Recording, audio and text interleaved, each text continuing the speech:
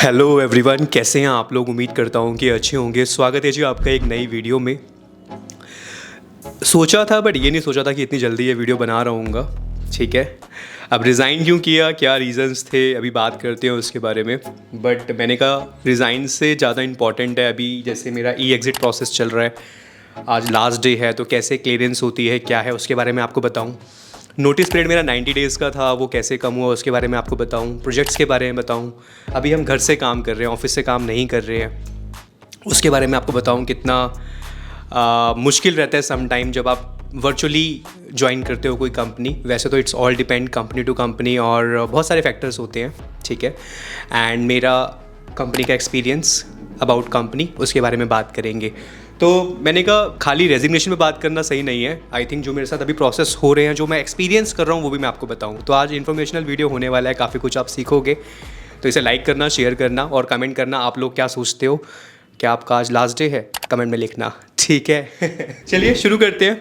तो अभी गाइज अभी 7 जुलाई है और 12:40 हो चुके हैं। ई एग्ज़िट हम बोलते हैं या फिर एग्ज़िट चेक पॉइंट बोलते हैं। तो आप जब कोई भी कंपनी में रिज़ाइन करते हो, तो आज जैसे जुलाई है तो मैंने 1 जून को रिज़ाइन किया था, तो महीना हो गया है और मुझे अभी रिलीज़ मिल गया अर्ली। 90 डेज़ नोटिस पीरियड मुझे सर्व नहीं करना पड़ा।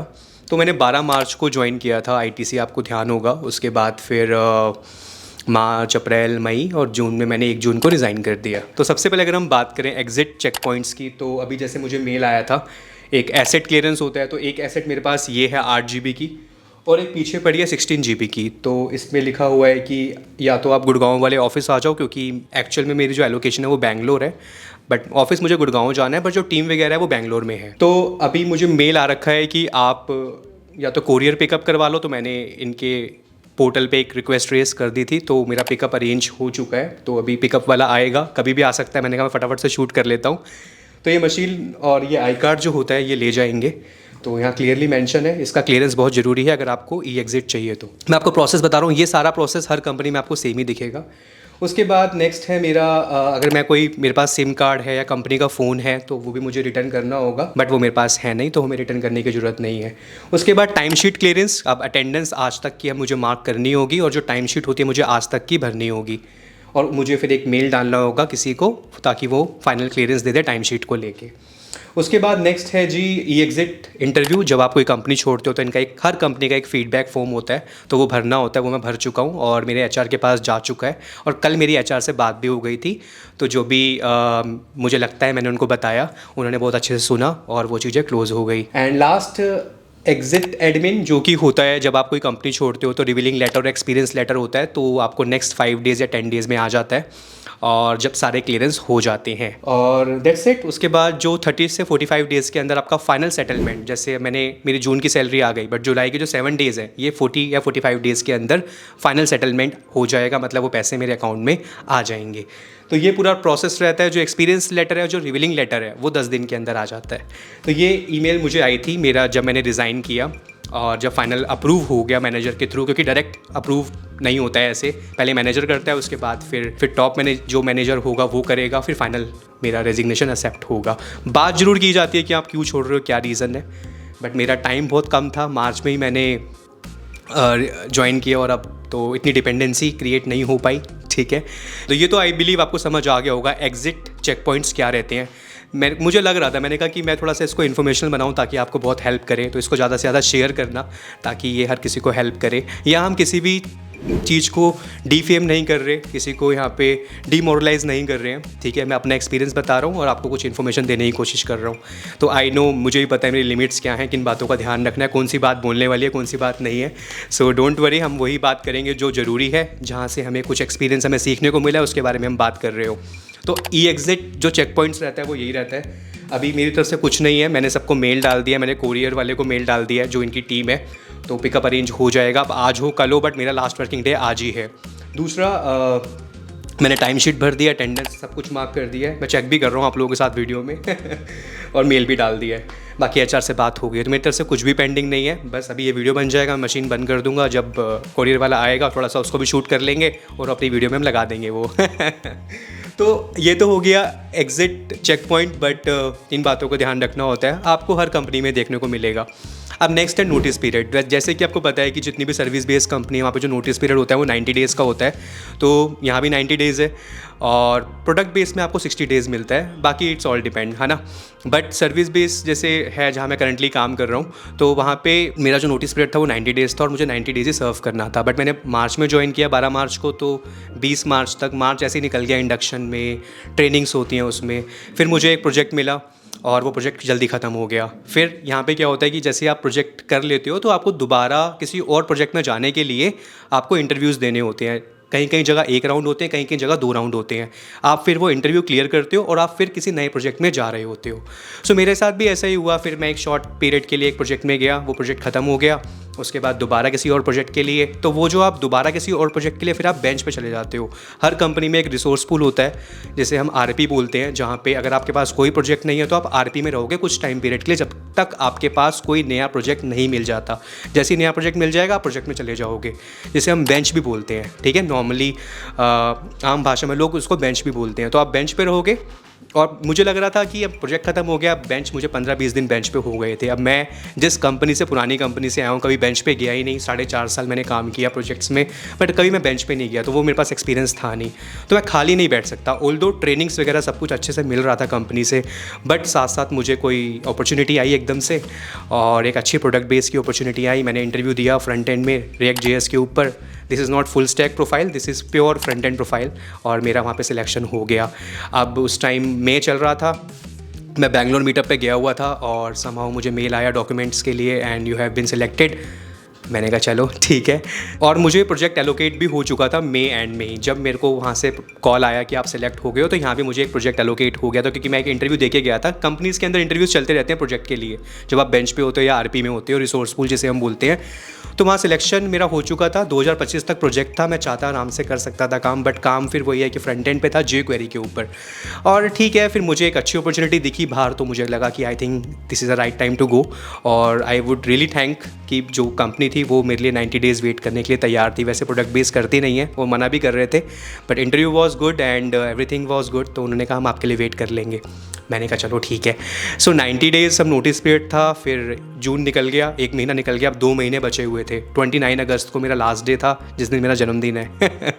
बट मेरी मैनेजर से बात हुई थी कि आप देख लो, मैं वेट कर सकता हूँ 90 डेज़। तो मुझे लगा ठीक है, मैं अपने आप को ट्रेंड कर लूँगा और अच्छा कर लूँगा, चीज़ों में पढ़ लूँगा। AWS पे मैं सर्टिफिकेशन कर ही रहा हूँ, उसे कंप्लीट कर लूँगा। तो मेरी प्लानिंग ये थी।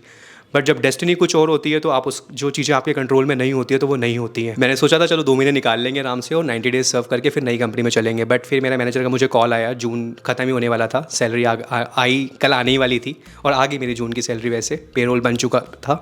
तो मैनेजर ने कहा ठीक है अजय, आपको नेक्स्ट 7 डेज़ में रिलीज़ कर रहे हैं। मैंने कहा ओके। तो फिर मैंने बात करी आगे अपनी कंपनी से, तो उन्होंने कहा ठीक है आप ज्वाइनिंग ले लो इस मंथ ही। तो मैंने कहा ठीक है यार, दैट्स फाइन। तो मैंने इनसे बात करी, मैंने इनको बता दिया ठीक है सर, आई एम ओके, आप 7 जुलाई जो बन रहा है मेरा आप देख लो। तो अब ये जो 7 दिन है इसकी सैलरी मेरी 40-45 दिन बाद आएगी। फाइनल सेटलमेंट जो होता है ऐसे ही होता है। अभी जो ऑल्दो जो नया लॉ आया है उसमें ये है कि अब हर जगह 2 दिन के अंदर सेटलमेंट होना चाहिए, अभी जो जुलाई से लागू हुआ है 2022 से। बट अभी यहाँ पे इम्प्लीमेंट नहीं है, तो वो 40-45 डेज़ की विंडो रहेगी जिसमें मेरा फाइनल सेटलमेंट होगा इन 7 डेज़ का। बाकी जून की सैलरी आ चुकी है। तो इस तरीके से मुझे रिलीज़ इसलिए मिल गया क्योंकि मैं बेंच पे था अभी, और प्रोजेक्ट मिला ही था, डिपेंडेंसी इतनी क्रिएट नहीं हुई थी। तो ये मैं आपको वो केस बता रहा हूँ जब आप मेरे से बहुत बार कहते हो कि भैया जल्दी रिलीज़ कैसे ले। तो अगर आपकी डिपेंडेंसी बिल्कुल नहीं है, अभी आप प्रोजेक्ट में फ्रेश गए हो, तो आप उस टाइम पे जल्दी रिलीज़ के लिए बात कर सकते हो, अपना पॉइंट रेस कर सकते हो। क्योंकि बेंच पे रहते हुए, ठीक है आपने रिज़ाइन नहीं किया तो आप बेंच पे 4 महीने रह लो, 5 महीने रह लो, बट अगर आप बेंच पे हो और आपने रिज़ाइन कर रखा है तो कोई भी कंपनी आपको एक्स्ट्रा सैलरी 2 महीने की, 3 महीने की नहीं देगी, है ना। It doesn't make sense. तो मेरे को बिल्कुल वैलिड बात लगी। तो मैंने कहा चलो ठीक है यार, I think right time to go, और शायद इतना ही मेरा टाइम था इस कंपनी में, तो बाय बाय करते हैं। तो ये था जी नोटिस पीरियड के बारे में। बात करते हैं प्रोजेक्ट्स के बारे में। देखो, जब आप कोई सर्विस बेस्ड कंपनी ज्वाइन करते हो तो वहाँ पे बहुत सारे प्रोजेक्ट चल रहे होते हैं। उन प्रोजेक्ट में जाने के लिए, जैसे एग्जाम्पल मेरी कंपनी है तो उनका क्लाइंट माइक्रोसॉफ्ट हो सकता है, वॉलमार्ट हो सकता है, ऐसे है नहीं क्लाइंट, मैं एग्जांपल दे रहा हूँ, ठीक है। मैंने कहा हम उन सब बातों का ध्यान रखेंगे जिससे कोई भी क्रॉस ना हो मेरे पास। खाली अपना एक्सपीरियंस शेयर कर रहा हूँ। उन प्रोजेक्ट्स में जाने के लिए आपको इंटरव्यूज़ देने होते हैं। ऐसा नहीं है कि अब ऑल्दो आप कंपनी में इंटरव्यू क्रैक करके आए हो, बट आप जब इन प्रोजेक्ट्स में जाओगे तो आपको फिर दोबारा इंटरव्यूज़ देने होंगे, और आप फिर प्रोजेक्ट में जाओगे। जितने टाइम का प्रोजेक्ट होगा, 6 महीने 1 साल आप काम करोगे और वापस अपने बेंच पे वापस, फिर दोबारा प्रोजेक्ट में, फिर बेंच पे वापस, दोबारा प्रोजेक्ट में, फिर बेंच पे वापस। तो ये प्रोसेस चलता रहता है। मेरे को अपॉर्चुनिटी मिला, मैंने कहा चलो चलते हैं यार, है ना। तो बस फिर मेरा रीज़न ये था। बाकी प्रोजेक्ट तो मिल ही जाता, आप 15-20 दिन बेंच पे रहोगे, आप इंटरव्यू दोगे किसी और प्रोजेक्ट के लिए, आपको प्रोजेक्ट मिल जाएगा। घबराने की बात नहीं है, बहुत बार आप बेंच पे डायरेक्ट भी चले जाते हो, बट कंपनीज़ के अंदर बहुत सारे प्रोजेक्ट होते हैं, उन्होंने एक रिसोर्स को हायर करना बहुत मुश्किल रहता है, बहुत उस पर कॉस्ट लगती है, बहुत एफर्ट लगता है एक कंपनी के लिए। तो ऐसा नहीं कि वो बस मज़े के लिए आपको हायर कर लेंगे, कहीं ना कहीं आपको डाल दिया जाता है। बट ये है कि मैंने कभी बेंच इतना एक्सपीरियंस नहीं किया था, तो पेशेंस लेवल है मेरे अंदर, बट मुझे लगा नहीं यार ट्राई करते हैं। तो जब मैं यहाँ पे इंटरनल इंटरव्यू दे रहा हूँ तो बाहर देने में क्या प्रॉब्लम है। मैंने बाहर दिया, मेरा सिलेक्शन हो गया, मैंने कहा ठीक है। आई नो थोड़ा सा अर्ली था, लास्ट मैंने अभी रिज़ाइन किया था, अब दोबारा से मार्च में ज्वाइन किया, अब दोबारा कर दिया, बट ट्राई करेंगे अब ये ना हो क्योंकि मैं ऑलरेडी पहली कंपनी में 4.5 साल बिता चुका था और अभी एक ये पीरियड आया तो मेरे लिए कंप्लीट नया एक्सपीरियंस था। अब नेक्स्ट है जी वर्क फ्रॉम होम। मैंने एक चीज़ नोटिस करी है कि जब हम ऑफिस जाते हैं तो उसमें जो इंगेजमेंट रहता है, सामने वाले के साथ बात करना, वो एक अलग एक्सपीरियंस रहता है। आप वर्चुअली जब कोई कंपनी ज्वाइन करते हो, some time it's very difficult अपने आप को समझाना या आप कैसी पर्सनैलिटी हो, थोड़ा टाइम लगता है। मेरा तो अभी ज़्यादा टाइम नहीं हुआ है, बट जो मैंने फील किया है कि I think work from office better है वर्क फ्रॉम होम से। चाहे हाइब्रिड मोड पे हो, एक दिन आप ऑफिस जा रहे हो बट ज़रूर जाओ। वर्क फ्रॉम ऑफिस एक दिन बेशक ऑफिस जाओ, लोगों से मिलो, तो वो ज़्यादा फ़र्क पड़ता है ना। और घर से काम करना वर्चुअली ठीक है, मैं ये नहीं कहता, आप फैमिली को टाइम दे रहे हो, सब चीज़ें ठीक है, बट जो मैंने नोटिस किया इस दौरान कि एक दिन ऑफिस जाओ तो ज़्यादा सही रहता है। अब मेरी टीम तो बैंगलोर थी, अब बैंगलोर कौन जाए, है ना। तो ये भी एक रिस्क था कि अब यार आने वाले प्रोजेक्ट्स में ऐसे भी एक्सपेक्टेशन थी कि मुझे बैंगलोर शायद शिफ्ट होना पड़ता, ये भी एक इंडिकेशन थी। बट जिस प्रोजेक्ट में मुझे डाला गया उसमें मुझे बोल दिया गया था कि वर्क फ्रॉम होम ही रहेगा। About company is very good यार, अच्छा ब्रांड है, सब कुछ है, ऑन साइट अपॉर्चुनिटीज़ हैं, काफ़ी सारे प्रोजेक्ट्स हैं। बट ये है कि अब जैसे सर्विस बेस का कल्चर ही ऐसा होता है कि आप जब किसी प्रोजेक्ट में जाते हो, ख़त्म होगा, दोबारा बेंच पे जाओगे, फिर दोबारा इंटरव्यू दोगे। तो ये प्रोसेस का पार्ट है, आपको इंटरव्यूज़ देते रहना है प्रोजेक्ट्स में जाने के लिए। तो ओवरऑल कंपनी इज़ गुड, मेरा कोई नाराज़गी नहीं है, मेरा अपना डिसीज़न है कंपनी से जाने का, क्योंकि मुझे बेहतर अपॉर्चुनिटी मिली है प्रोडक्ट बेस में as a front end developer React के ऊपर। तो मैंने कहा क्यों ना इस अपॉर्चुनिटी को पकड़ा जाए। अब मैं उसमें अगर मैं बेंच पे ना होता, किसी प्रोजेक्ट में होता, तो मैं ये एक्शन ना ले रहा होता, बट मैं बेंच पे वापस आ गया प्रोजेक्ट से, तो मुझे लगा नहीं यार, I think right time to go. मैं किसी और प्रोजेक्ट के लिए यहाँ पे इंटरव्यू दूंगा, तो इससे अच्छा मेरा भारी हो गया, ठीक है। तो मेरा माइंडसेट ये था। कंपनी काफ़ी अच्छी है, काफ़ी ट्रेनिंग्स के लिए बहुत बढ़िया, आपको ट्रेनिंग्स मिलती रहेंगी। मैंने एंगुलर पे सर्टिफिकेशन किया, जावास्क्रिप्ट के ऊपर किया, है ना। अगर आप बेंच पे भी हो तो ऐसा नहीं है, आपको सर्टिफिकेशंस आप करते रहो, अपनी नॉलेज को बढ़ाते रहो, तो ये एक प्लस पॉइंट है, ठीक है। बाकी ये मेरा एक्सपीरियंस था, अगर आपका कुछ और एक्सपीरियंस हो तो आप ज़रूर कमेंट में लिखना, ठीक है। तो ये पूरा था ओवरऑल मेरा रेजिग्नेशन, जो मैंने कुछ पॉइंट्स में समझाने की कोशिश करी आपको। सब कुछ डन है जी, मैं इनको भी मेल का जवाब दे देता हूँ कि मेरे कोई शिफ्ट अलाउंसेस नहीं है, कुछ भी नहीं है, हम नॉर्मल शिफ्ट में आते थे। बाकी ये मशीन है और ये बॉक्स आया था, खाली है ये, इसमें गुडीज़ आई थी। और ये आई कार्ड है जी जो 16 GB की है। दोनों अच्छी मशीन है, दोनों अभी चली जाएंगी, तो अभी जैसे कोरियर वाला आएगा उसको दोनों मशीनें हैंड ओवर कर देंगे। बाकी जी अब ज्वाइनिंग है मंडे से नई कंपनी में, उसकी गुडीज़ कल आएंगी, उसके बारे में आने वाली वीडियोज़ में आपको पता चलता रहेगा, ठीक है। तो ये मेरा पूरा एक्सपीरियंस था, बताना कैसा लगा। मैंने इसको थोड़ा सा अलग तरीके से बताने की कोशिश की है वीडियो को। आई होप आपने बहुत कुछ सीखा होगा, बहुत कुछ समझ आया होगा। And thank you so much guys for watching this video. मिलता हूँ आपसे बहुत ही जल्दी नेक्स्ट वीडियो में। सब कुछ रेडी हो चुका है, बस जैसे ही कॉल आएगा ये सब चीज़ें हैंड ओवर कर देंगे। मैं चाहता गुड़गांव जा सकता था, बट यार फिर मैंने कहा अब गुड़गांव ऐसा तो है नहीं, मैं पहले मैं गया हूँ या उनसे मिला हूँ, कोई टीम बैठी है, एक फेयरवेल हो रहा हो ऐसी कोई चीज़ नहीं है, क्योंकि कोई डिपेंडेंसी नहीं है, कोई प्रोजेक्ट नहीं है, तो दैट्स फाइन। तो टाइम टू गो गाइस, अभी इसको वापस कर देते हैं, मैं रिकॉर्ड करके जरूर क्लिप डालूंगा वो वाली। And that's it. So till then ध्यान रखिए अपना, और बताइए कैसा लगा वीडियो। आपका आज लास्ट डे है, यही बताइएगा, ठीक है। कुछ और अगर आपके माइंड में हो तो ज़रूर कमेंट में लिखिएगा, मैं सबके कमेंट पढ़ूंगा, रिप्लाई करूंगा। इस वीडियो को लाइक करना, ज़्यादा से ज़्यादा शेयर करना। मिलता हूँ आपसे बहुत ही जल्दी नेक्स्ट वीडियो में। टिल देन ध्यान रखिए अपना। Hustle hard, hustle every single day. I'll be making moves till I'm buried in my grave. To the system, I don't wanna be a slave. I've been doing shit my way, or the highway. And in the driveway is a nice range. 'Cause I grind through the climb, I invite pain. You'll never hear me, bitch, nah, I don't come